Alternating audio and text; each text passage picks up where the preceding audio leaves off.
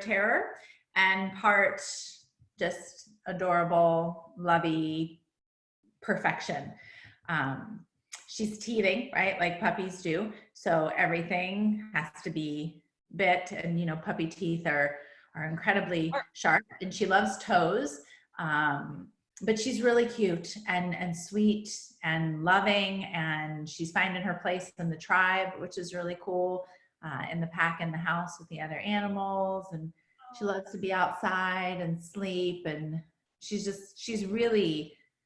good, and she's sweet, and she requires attention and energy, and she's actually been really good for me. And I feel sometimes that it's not appropriate to compare my dog to a kid, because they're not like they're human kids. Babies. But they're kids in a sense, right? Like, in the example I'm giving, like, your girls now are more self-sufficient, and not that they don't need you at all, right? Okay. I said they're more self-sufficient than they were when they were babies. So progress. Progress. Mom. Oh, it's funny. No, they are, but little puppies, dogs are like family members. They are family members, and the littler ones are like little family members. And for sure, there's a different energy with that. And I need to know though, what's her name? How old is she? And how long now have you had her? So we had her when she was just like 6 weeks old. She was born, I think, in the end of July. So we've not had her maybe for a month now. Her name is Olive. Aww. And we don't know. I mean, she's a rescue from the Humane Society, so we're not 100% sure. If you look at her, she looks like she's got pit in her face. She definitely has boxer, which I know you're a fan of. Is she goofy? I love her little forehead wrinkles. Her tail is like super curly cute, like a little pug. We think there's some lab and hound in her, but she's beautiful, like brindled. Then she has like one white paw, which is really cute. But she's sweet and helpful for me in taking breaks and getting outside. And that's what I was saying a minute ago. Yeah. Like, our other dogs are more self-sufficient, right? So it's not like they do still depend on us, but they're more self-sufficient. So if they can let themselves out the back door by themselves, and I don't actually have to be involved. But like, puppies are relentless, right? Like, puppies don't give up. If they want attention, they're going to get it, right? They don't stop. Where my one dog might hand me a toy, but if I ignore her, which I absolutely try not to do, but if I do, she just goes away. Like, she'll just go to the other room, right, and lay down or play with her sister.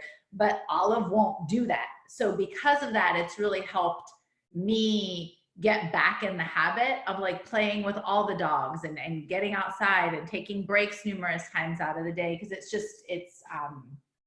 it's easy for me to get into like, no, I'm working, and just one more minute, I'll do that in a minute, I'll get outside in a minute, and then have the entire day go by, and I didn't play with my dogs, but for like 5 minutes. Right. And so she's been really helpful actually in bringing that routine back. I love that. And like, when you were saying that, I'm like, yeah, before I knew what I've known now, that was me. Wow. Being with my kids and building the business. It was always one more minute to get one more thing done. So in my mind, I was freed up for tomorrow, but reality, that list is still going to be there. It was just my perception of my to-do list. And what I love in hearing you say, and you can confirm or deny what I'm hearing, but I'm hearing you saying like checking in with yourself on those areas of playing, like permission to play, permission to get up from your seat, even if it's a habit to be here till the work's done. Right. And I wanted to say, like, there's nothing wrong with that, but at the same time, we all know, like, sitting here too long, our eye strain starts to happen, and our cognitive awarenesses are different, and we need that break, and it's not a bad thing. And it's just so fascinating what we tell ourselves by way of how it's supposed to be, versus when our body or our sweet little ones check in and say, but I need this now. Right. It reminds us to go, what is it that I need that's creating these other feelings? And you and I were on a conversation before we started recording just about checking in and how much our mind wants to know and how much it's wrong, but the body always knows what we need, even when we're not listening. And we were sharing just examples of times when our body said, sorry, I'm going to shut down on you now because you haven't been listening to all the times I've been giving you warnings or suggestions on, hey, I'm not quite myself, and then shuts down. And that's when we pay attention. Heck yeah. I've heard it from multiple people through the years. So I don't even know who to give credit to originally, but it's like at first it'll be a whisper, and then it's like a tap on the shoulder, and then it'll be a slap across the face, and then you're going to get chucked in the head with a brick. So yeah. What did I say earlier? I felt like I had so many gifts this week, and just not taking well enough care of myself, eating enough and checking in enough, that it felt like somebody dropped the package in a solid form in front of my feet, so I tripped over it. Yep. And smacked myself in the face to finally go, oh, that was it. Like, why am I down here? Oh, why is this all going wrong? Why is it going south? What's wrong with everybody? Oh, wait, maybe it's me. Yeah, I absolutely agree. I think it's an opportunity and to check in. And, you know, when I was listening to you there talk about listening to our little one, I mean, that's what it's about for me, is the internal conversation and being, reminding myself that it's safe for me to stop, because if all things crossed off list is my like standard where I'm allowed to rest, I mean, I'm screwed, because, like, you know what I mean? And at an unconscious level on this list, right? Like, oh, I mean, it's just, I posted something the other day. I said, I feel like, I don't know if you're familiar with the movie Gremlins from back in the day, but I was like, I feel like my to-do list is like don't feed them after midnight or give them water, because if I feel like I take my pen and go to cross something off and I don't even finish drawing the line and I've added like 5 more things. Like, you know what I mean? It's like, I'm like, yay, wait a minute. How did I do stuff today and have more on my list than I did yesterday? Oh do you ever feel like if you don't have a list, then you haven't done something worthy of being on the list, which is another form of, we just don't give ourselves credit for all the things that we are doing, which is causing the circumstance to begin with, because those aren't the real things. 100%. And it's not even that. It's we have the stuff that's on the list is always, I don't know that I've ever said this in this way. The stuff that's on the list is always the stuff that needs to be done. That's why it's on the list, right? So it's never the list of things that we've actually done. It's always what needs to be done. So it's always going to be hey, look at all the stuff you're not accomplishing. We're lacking. Right.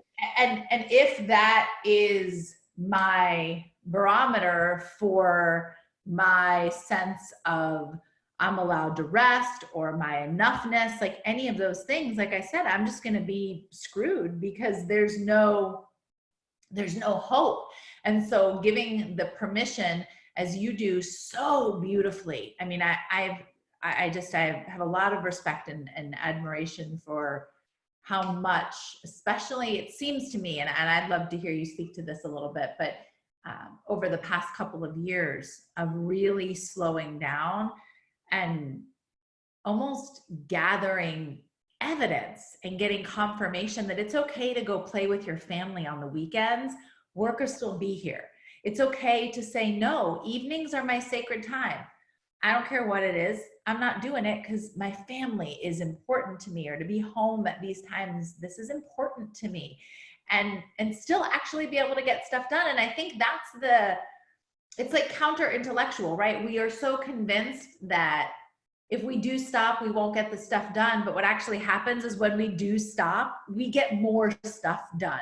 Yeah. Because we're fulfilled, because we've filled our spirit, as opposed to putting our soul on pause, being like, hey, I'll take care of you, right before we die, when all of our to-do list items are complete. Yeah. Thank you for that. And I still work at it every day. Yeah. And I think as you were talking and I was listening to the words that you were saying, what resonated with me most, the reason why I do that is because I've lived so much of my life out of that integrity space, giving, depleting. And if I can crawl because I'm so depleted, I'll still be giving. Yep. And never considering what I might have needed or wanted, to where that's embodied in me now, and I don't know how. Right. Became like the transition point. And so learning what's been important to me is all came from one of my bigger focuses on what was wrong with me, with my body image, has shifted to what can I do to take care of myself more. And that's filled its void, its time for a while, to where now there's more areas of life to apply those learnings into. But that optimum health, who I want to be, how I want to age, how I want to feel, always drives the bus for me, because it seems so parallel to everything else. And when I'm not serving myself with those things, that's when everything external feels like it's falling apart. Because I don't feel solid in what I know I need. I've already given it up again. And I don't feel in that space I can be a better wife, a better mom, all my attention being in the present, because it's a challenge as it is in life anyway, right now. Mm-hmm. But I can promise you, I know how I feel when I'm not getting it. Mm-hmm. And that's a place I can check in with me, and something I can control. And then those boundaries you talked about become a heck of a lot more meaningful, of me honoring my time instead of giving it away. And it's so easy, even when we're in practice of taking care of ourselves or doing the schedules or being there, like we say yes, we're coaches, right? So we say yes to one 5 p.m. slot in the evening, because for the masses, it's going to be better for everyone. But for me, and I'm still dropping my daughter off and hoping to be back in this seat by 5 p.m., not 5:05, like that's an internal stressor that starts from an external thing I haven't verbalized. And then you add in 4 more clients, all of a sudden every day in the evening is taking away from time that I had, even if it's 20 minutes with my kids before they go off to their next event, where I can schedule later, and or maybe not at all, so I can spend time with my husband. Like, it becomes a priority list. So our to-do list becomes a priority list. And I'm not sitting here saying it's perfect. I'm just noticing when it shifts and how fast it can shift right out. And then I don't feel good about myself anymore. And that's not something anyone else can solve. Right. And it doesn't serve the people that we've convinced ourselves we're trying to serve by sacrificing. Yeah, no, now I'm just irritable, and I'm snappy, and I'm short, and I can't wait to just have the night end and do my time. And right. That doesn't equal relationships over time. No, not at all. And I think I said something recently that I felt for a really long time. And I think that balance is just bullshit. Yeah. And I really do. And I think it is about checking in, like you were saying, with our bodies, right? Checking in with our needs. What do we need? What does this body need right now in terms of food, water, right? Nutrition, what nutrients are missing, but also checking in with our priorities, like you were just saying, around right now at this stage of my life or my kid's life, or with what's happening with my significant other, what's important to me in this moment, and giving ourselves permission for that to change. on an hour by hour, day by day, week by week, month by month process. And I don't know if you've ever done this, but I spent so much time feeling like I had to figure out the thing that was going to be the thing for the rest of my life, which I'm like, I don't know what morning routine I need. And then I'm like stressing out about meditating, which is, I mean, that's not the point. And, and what ended up, are you doing meditation right becomes the focus instead of I mean, and yeah, and then I'm like stressed out about like the time, or oh, I missed it, or I did it wrong, or so and so, I don't have a morning routine, and everybody says it's supposed to work out, I should work out in the morning.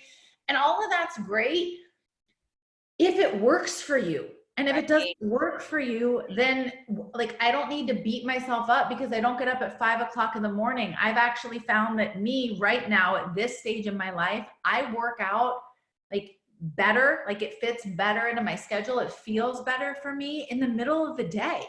It's like a break for me in the middle of my day. And I love that. And I know that there's so much evidence that talks about why you should do it in the morning, except that doesn't work for me.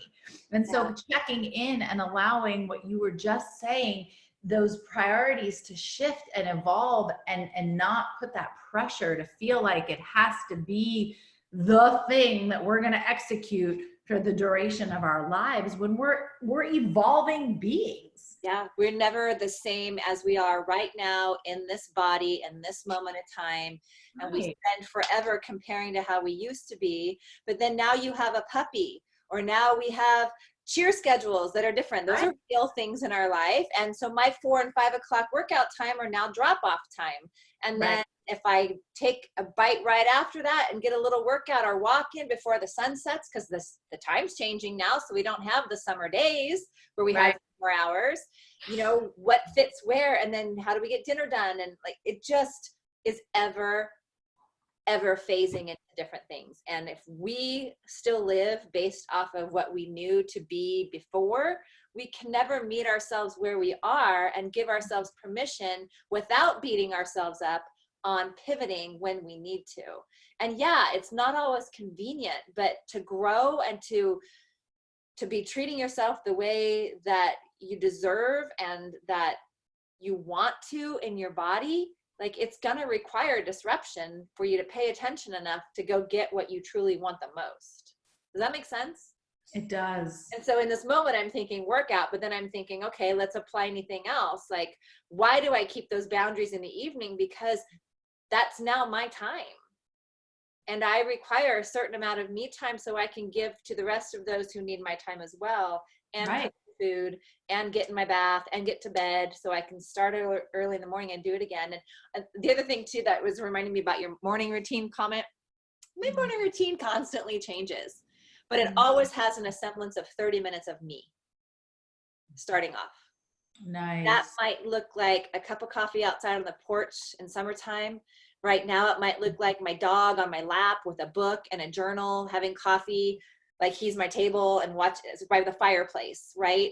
Or just getting up and being quiet and figuring out what I feel like doing this morning is that, but I always start with some sort of meditation or quiet settling in, or thanking the day for being here, or gratitude for the things I didn't remember to give gratitude for. That's how I start my day. And it changes all the time. My meditation might be at 12 when I feel like I gotta pull away from everything for a minute. Right. It's always when I go to bed. So like, what are we defining as meditation? What are we defining as the perfect morning? And are we doing some of those things, or are there things that we're not doing that we want to be doing that we could be looking at? Like, it's constantly changing. And checking in and being okay with that. And I love what you just said. I mean, I love a lot of what you said, but what you just said about what are we defining as that thing anyway, right? Instead of holding on to judgment, recognize, because I said for a long time, I don't have a morning routine. And then I think I might've been on a coaching call and somebody asked me, probably my coach, what do you do in the mornings? And I was like, oh, well, I wake up, and then if Amanda hasn't already started it, I boil hot water for coffee. I pour a glass of water. I put some essential oil in it. I take my vitamins, and then I move through the house and I fill the diffusers. and I have like a quiet time where the tea kettle's boiling and I'm filling the diffusers. Then I make the bed and I just tidy up. Like I call it basic cleaning, right? Because we have 3 dogs and 2 cats. Yeah. So there's hair everywhere. So I just like tidy up the floors, and maybe I'll start a load of laundry, wash my face, brush my teeth, and get dressed. And then I heard myself saying it, and I was like, you do that every day. That's a routine, right? Like I have morning routine. right. I have a morning routine, but I don't at this time wake up and go outside and journal. But my wife gets up every morning and she makes coffee and she goes and sits outside and reads every morning. And she doesn't do shit until she has her time outside. And that works for her.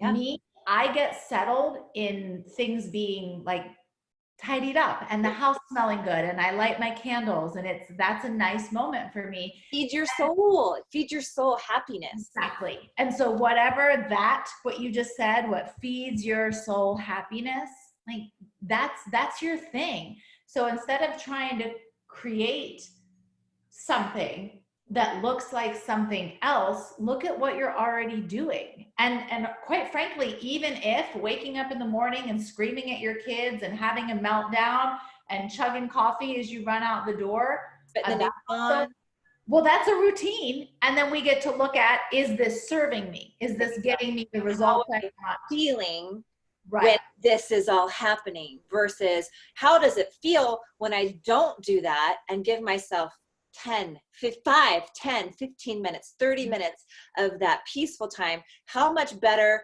is my day set up for the rest of the day? This is more noticing, right? How much more productive am I versus the mornings where I slept in late accidentally, or maybe I didn't give myself that time, and now I'm in it and I'm checking emails and I'm listening and the news is on and the chaos is happening and the kids need this, and where am I in that scenario and how's that setting up my day? And then paying attention to how the rest of the day trickles in.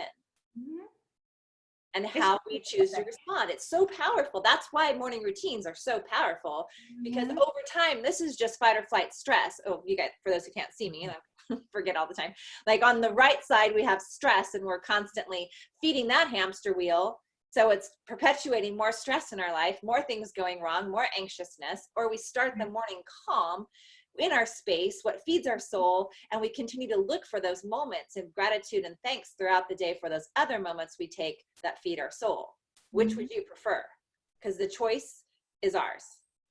Right. And it's just a matter of learning and practicing and testing and retesting and pivoting when life doesn't produce that for you. And what are you okay with? The dog's barking. I love that. Side note. And where are we not okay when we're not okay, right? And giving ourselves permission to be okay and not be okay, but not stay not okay. For sure. So those are my thoughts on that. What do you have to add? And I think that the